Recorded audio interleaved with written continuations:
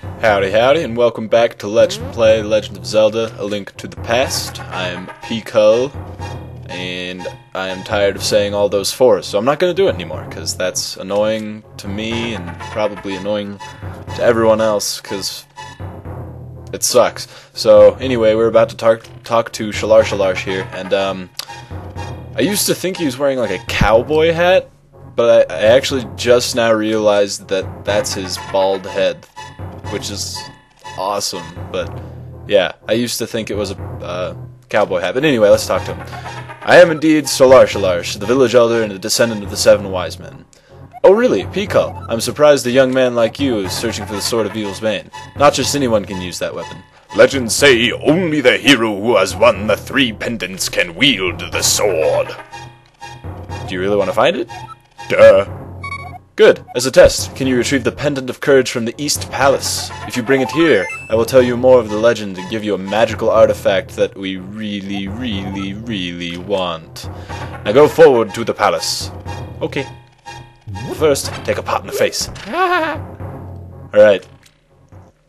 Head on back out here, and we're going to be working our way to the right. But, it's a bit of a maze, so you gotta know which way to go. Oh man, I definitely shouldn't have gotten hit there. Oh well. But yeah, this is the quickest way to get there. Jumping around, moving stairs and whatnot, and freaking more blue people? Seriously? Even here in like a deserted palace? Gosh. Oh well. I'm a cannibal, so I used his heart to fuel me. Alright, so we're in the East Palace now. And you move straight forward, because otherwise you just go to these pits. That's useless.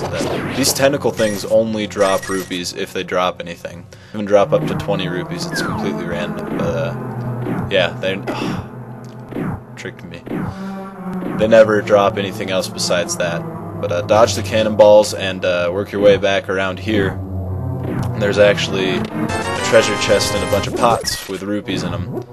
So, this is like the first, well not really well yeah, in a dungeon, it's the first, like, rupee chest we come across in the game, obviously, because it's the first dungeon. That was stupid. I'm saying stupid things, really stupid things, but, try and not say stupid things, Patrick.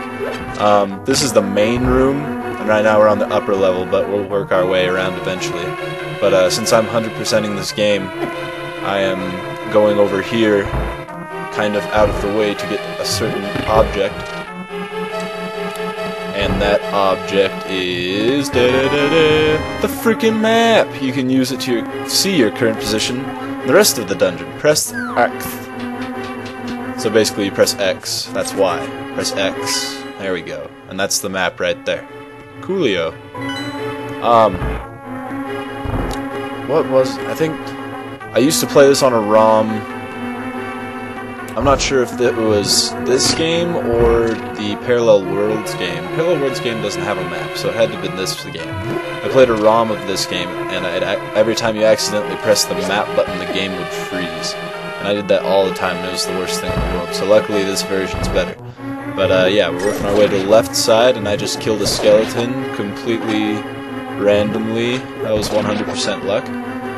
Pots are 1-hit kill, but you can also hit them with the boomerang 4 times, and this is the same amount of damage. See, I accidentally hit the X button all the time. Can you imagine doing that and froze every time? It's terrible. But here's another treasure chest, and it's the compass. Now you can pinpoint the lair of a dungeon's evil master. Cool! That's just great. Ooh, Triforce symbol. Piccolo, Zai, Shalarsh. I can talk to you telepathically when you touch these tiles. Here's a hint. You can use the treasure hidden in this palace to defeat armored foes. Alright. Thanks, Shalarsh. So yeah, we're in the main room now, and obviously we're going to be getting something that launches arrows in this dungeon. I wonder what that could be. But, another way to kill these armored foes, as Shalar put it, is just put a pot in their eyeball. So yeah, that's what we're going to have to make do with until we can open that chest. And to open those big chests, you need the big key. because it unlocks a big chest.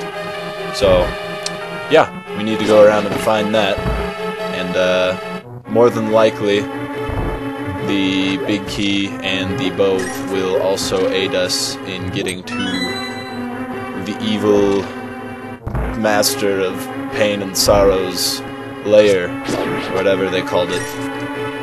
I want my rupees. I want my rupees, dog. You're chasing me down the corridor and I want my rupees, that's what's up. I gotta get money. I gotta get paid for this nonsense. Saving princesses isn't cheap, you know. Ah, this room. See, they dropped 20 rupees too. But this room, you gotta be prepared when you kill all the enemies. Those bubbles will release from the pot that they're circling around. So, yeah, you just gotta be ready to dodge them. The pot they're guarding has a switch under it, and you open the chest, and you get the big key. Master key of the dungeon can open many locks that other keys cannot, aka these huge locks. They have huge keyholes, so obviously you need a huge key, or a big key. Surprise! But yeah, so you end up in that hallway again, so you can come back to the main room, rape some skeletons because I'm sadistic and like killing things for no reason, and you get the bow. You found the bow! You can shoot arrows until you run out, and I can shoot them after I run out because I'm awesome. But yeah, I'm just gonna sprint because these things follow you, but you fall off here, you fall into these metal pots or something like that, and you actually fall underground and find a secret fairy fountain. You caught a fairy. I'll keep it in a bottle. Oh, you caught a fairy. What will you do? Keep it in a bottle. See, now you see the use of having two bottles that you can keep fairies, potions, and bees in, and nothing else. So yeah, work our way on up here, kill some... Oh man, I did not want to wake him up yet. Okay, out of the way. Boom. Arrows are a one-shot kill for those things.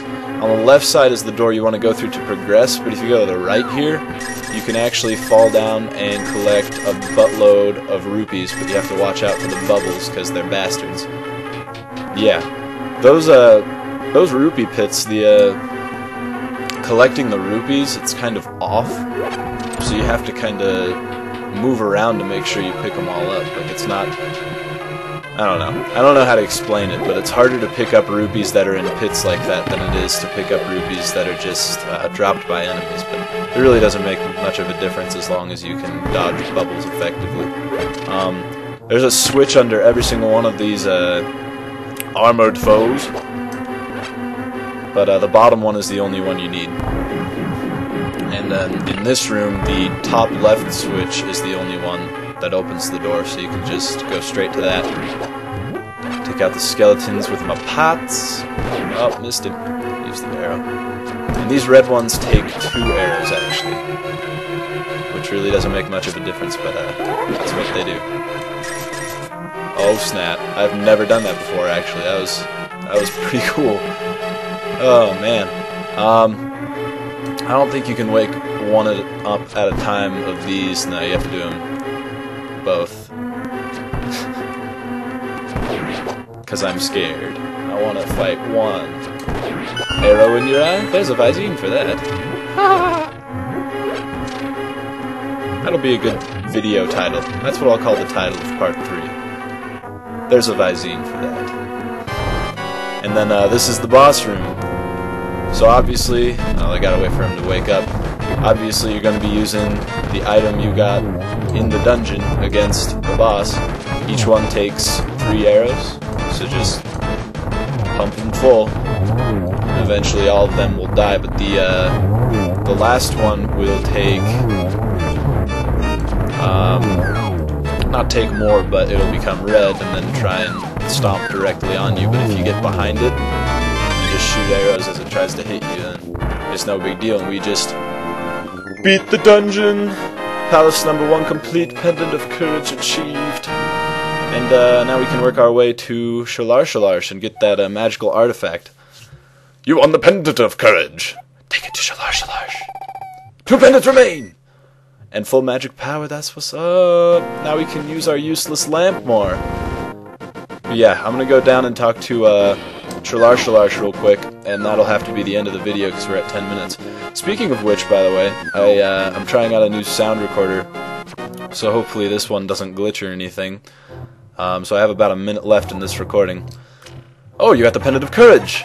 Now I will tell you more of the legend. 3 or 4 generations ago, the Northern Knights protected the royalty of Hylia. These Knights of Hyrule were also guardians of the Pendant of Courage. Unfortunately, most of them were destroyed in the Great War against Evil that took place when the 7 wise men created their seal. Among the descendants of the Knights of Hyrule, a hero must appear. I see. Pico, I believe in you. You should get the remaining pendants. And carry this with you. This is a treasure passed down by the families of the wise men. I want you to have it. Motherfucking Pegasus boots, thank God! A helpful item hidden in the cave the east side of Lake Hylia. Get it! Alright guys, we'll go get that item next time. Thank you for watching part 3. Stay tuned for part 4. See ya.